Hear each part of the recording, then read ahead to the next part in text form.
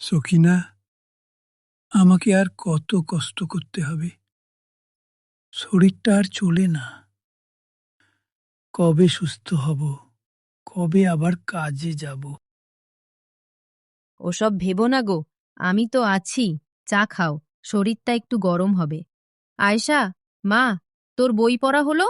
আজ তোর অঙ্ক খাতা দেখতে দিবে না। হ্যাঁ মা, দিদিমণি বলেছেন এবার প্রথম হলেলে বাবার জন্য গরম শাল আর আমার জন্য নতুন বই দেবেন। মাগো আমার, আমি কিছুই করতে পারলাম না তোর জন্য। ভালো করে পড় মা। চিন্তা করো না, এই দেখ মাটির ব্যাংক। এতে আমাদের ছোট ছোট স্বপ্ন জমা হয়। একদিন সব ঠিক হয়ে যাবে। আমি এখন কাজে যাই। আমি নদীর ধারে আজ একটা কাজে যাচ্ছি। কাজের শেষে একটা কিছু জুটবে। তুমি বাবার পাশে থেকো।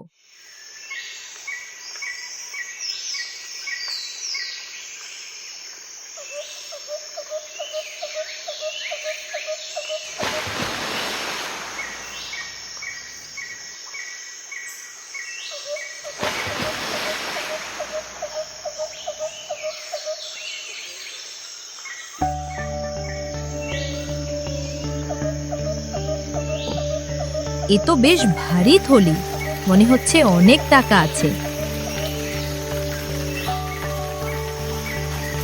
না, এ টাকা আমার নয়, এ জমিদারের টাকা। এই টাকা নিয়ে গেলে তো পাপ হবে। কি দেখছিস সখিনা? কাজে মন নেই বুঝি? জমিদার কর্তা, এই দেখুন, আমি আপনার বাগানে এই থলিটি পেয়েছি। মনে হচ্ছে অনেক টাকা আছে। আরে, এটা তো আমার হারানো থলি। এতে 5,000 টাকা ছিল। তুই খুঁজে পেলি? তুই তো চাইলে এটা রেখে দিতে পারতিস। না কর্তা, অভাবে আছি, কিন্তু লোভী নই। পরের ধনে আমার কোনো অধিকার নেই। সখিনা, তোর সততা দেখে আমি মুগ্ধ। সামান্য কটা টাকার জন্য এমন সততা সচরাচর দেখা যায় না। এই নে 10 টাকা, এটা তুই রাখো। এটা তোর সততার পুরস্কার। দরকার নেই কর্তা, আমার স্বামী অসুস্থ। তবুও আমি আমার কাজ করে রুজি করি। নিতে হবে। আর শোন, আজ থেকে তোকে আর এই বাগানের কাজ করতে হবে না। কাল থেকে তুই আমার বাড়ির ভেতরে কাজ করবি। তোর মাইনেও বাড়িয়ে দেব। আর তোর স্বামীর চিকিৎসার ভারও আমি নিচ্ছি। কর্তা, আপনি দেবতা।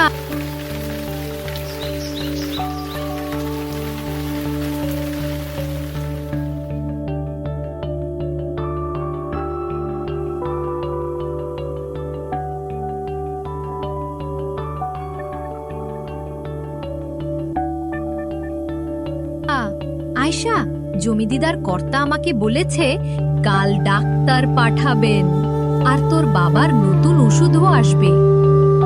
সখিনা, তুমি শুধু আমার স্ত্রী নও, তুমি আমার গর্ব। তোমার সততাই আজ আমাদের দুঃখ ঘুচিয়ে দিল। এই মাটির ব্যাংকটা এতদিন শুধু টাকা জমা রাখত। আজ থেকে এই ব্যাংক বিশ্বাস জমা রাখবে।